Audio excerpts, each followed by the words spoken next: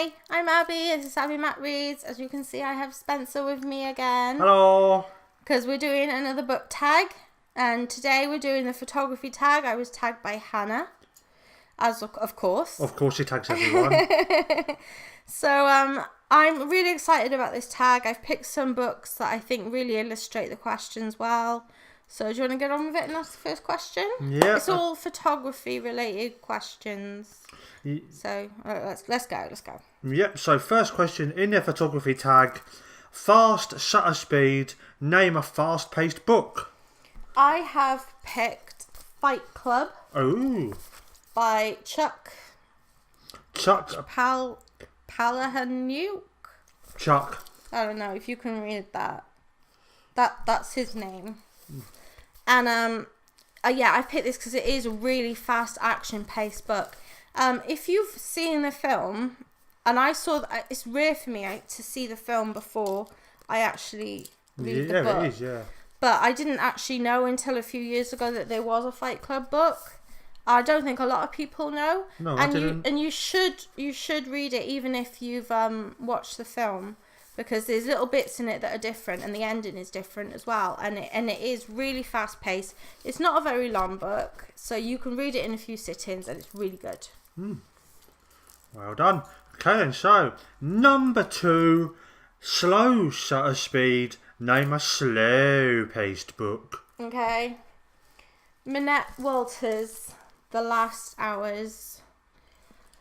I struggled with parts of this because it didn't feel like anything was happening. I've reviewed it before in a previous video.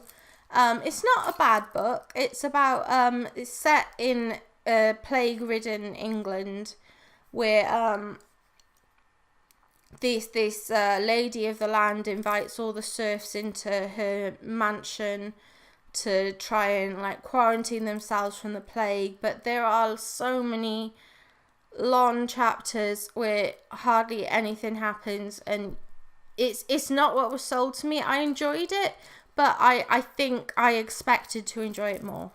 Okay. So number 3, pretty picture. Name a book with a pretty cover. Okay, well the thing is that I don't have the book. Well, it's going to be around here somewhere. Yeah, it's up somewhere. But it is Thins, Bright and Beautiful.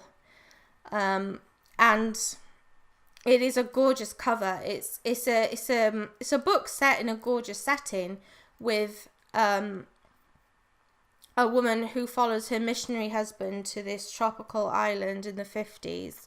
And so not so very pleasant things happen.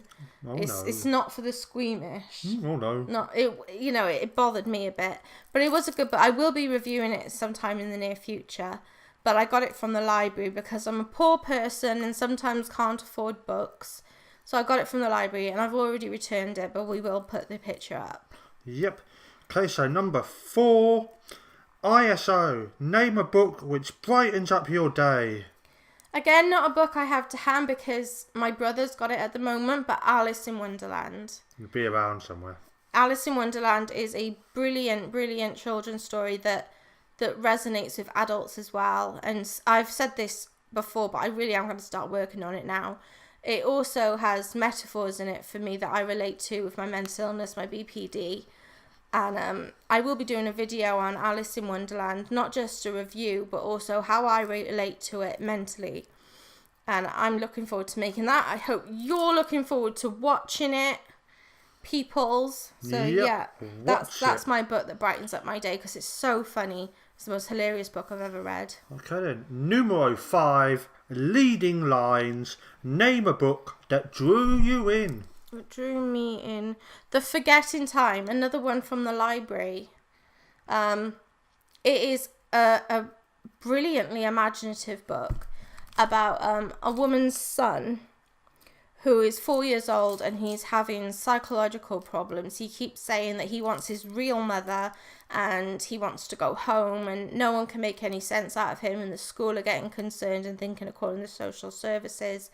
and they meet this psychiatrist who says it's possible that her son Noah is actually remembering details from a past life. Ooh. And they travel around and look into the possibility that this actually be happening.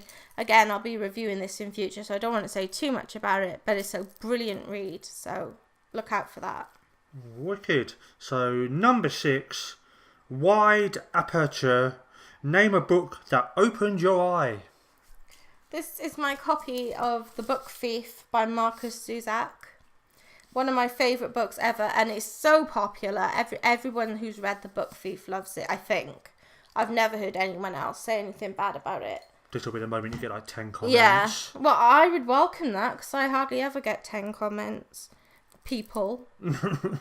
But, yeah, so it opened my eyes, because very, very little did I think about actual Germans in the Second World War, your average workaday German family, and how they coped in the Second World War because it must have been hard for them too. You want to say that all Germans in the war must have been horrible Nazi arseholes, but the truth is they probably weren't. They were just a lot of ordinary families like you and me that just wanted to get by, and that really opened my eyes as to how devastating an effect the war had on your average German family. And it's please read The Book Thief. It will blow you away. Okay, number 7, unusual / interesting focus point. Name a book that has an unusual plot. I picked The Life of Pi by Jorn Martel. Because you can't get more unusual than being left on a boat with a zebra with a broken leg, a hyena, an orangutan, and a 450-pound Royal Bengal tiger. I mean, that's a pretty unusual plot right there. And also, it's a beautifully written book, and the ending really, really affected me. So yeah, I picked The Life of Pi. Check it out, peoples. Yeah. So, number 8, narrow depth of field. Name a book with a blurred ending / not seeing what was coming next. Fellside, which I can't find at the moment. I'm rubbish today, but Fellside, which I reviewed by M.R. Carey, about a woman who can't remember but apparently lit a fire that killed a small boy and got sent to Fellside's women's prison. And it was kind of a bit paranormal, a bit fantasy, because she found a companion that should not be there. And the ending was completely not what I expected, but it wasn't bad. It surprised me, but in a good way. Okay, so last but not least, numero 9, large depth of field. Name a book that was predictable. I feel bad. I don't have this book either. It's called Lion, and it's written by someone. Oh god! but I will put it on. I'll put it on the text. It's been made into a film, and I feel bad because I was actually given this as a Christmas present, and I don't want to slag it off on camera. But yeah, but it didn't go quickly with me. The first part was good. It's a memoir written by a boy who got lost in India from his Indian family when he was only about 9 or 4, something like that. You know, they're basically the same age. Pretty much, not much difference. And found himself in a place where he didn't speak the language, and finally was adopted in Australia, and then went and found his relatives, his true relatives, when he was an adult. But nothing about it surprised me. Apart from the beginning bits where he was lost, everything else just seemed so tame. Just like there was no real. I know there's not a twist to it because it's not a fictional story, but I would have. None of it stood out to me. That's all. Okay. Are we done? That is us done. Unless that you've was got more quick. questions. No, Yep, we're all done, people. Oh, okay. Alright, I'm going to be lazy and get Spencer to do the outro for me. I've not done this for a while.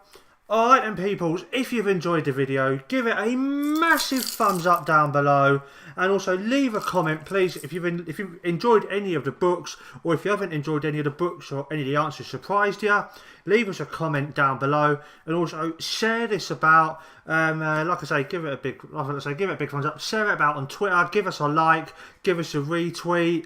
And yeah, that's all good. Please, please, please. And if you're brand spanking new to the channel, this is the first thing you're seeing of us, give us a subscription. And also, if you do, hit the little bell button, because YouTube are absolute idiots who won't share anything. Ding, ding, ding. And so yeah, hit the bell button, subscribe, give us a like. Thank you very much for watching. This is Abby Mac Reads, and Abigail shall see you shortly.